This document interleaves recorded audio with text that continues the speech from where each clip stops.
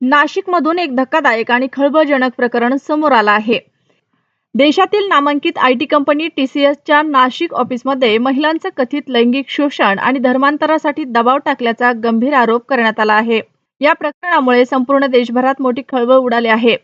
मिळालेल्या माहितीनुसार काही महिला कर्मचाऱ्यांनी असा आरोप केला आहे की त्यांच्यावर कामाच्या ठिकाणी मानसिक आणि शारीरिक त्रास देण्यात आला.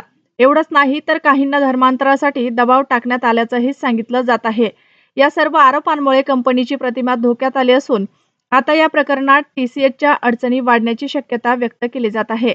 दरम्यान हे प्रकरण आता थेट दिल्लीपर्यंत पोहोचलं आहे. या संदर्भात अधिकृत तक्रार दाखल करण्यात आली असून संबंधित अधिकाऱ्याकडून चौकशीची मागणी करण्यात आली आहे. तक्रार नेमकी कोणी केली याबाबत अद्याप अधिकृत माहिती समोर आलेली नाही.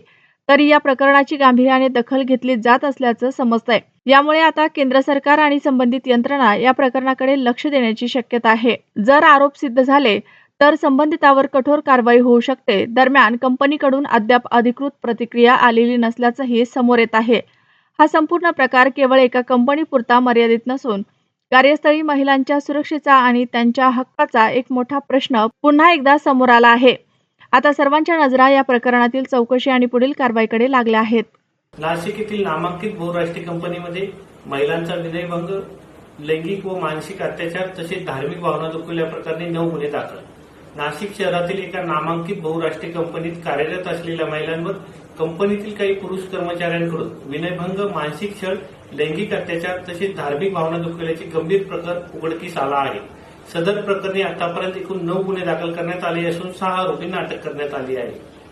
सदर गुन्ह्याची व्याप्ती, गांभीर्य आणि संवेदनशीलता लक्षात घेता या प्रकरणाचा सखोल तपास करण्यासाठी माननीय पोलीस आयुक्त नाशिक शहर यांच्या आदेशान्वये सहाय्यक पोलीस आयुक्त गुन्हे यांच्या अधिपत्याखाली विशेष तपास पथक एसआयटी गठीत करण्यात आली आहे.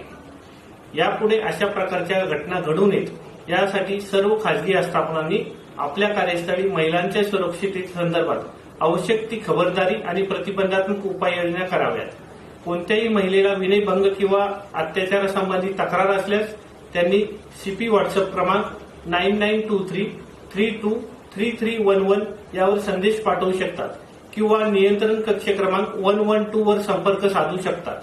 तक्रारदार महिला, संस्था किंवा माहिती देणाऱ्या व्यक्तीची ओळख गोपनीय ठेवण्यात येईल असे आवाहन माननीय श्री संदीप कर्णिक पोलीस आयुक्त नाशिक शहर यांच्या वतीने करण्यात येत आहे.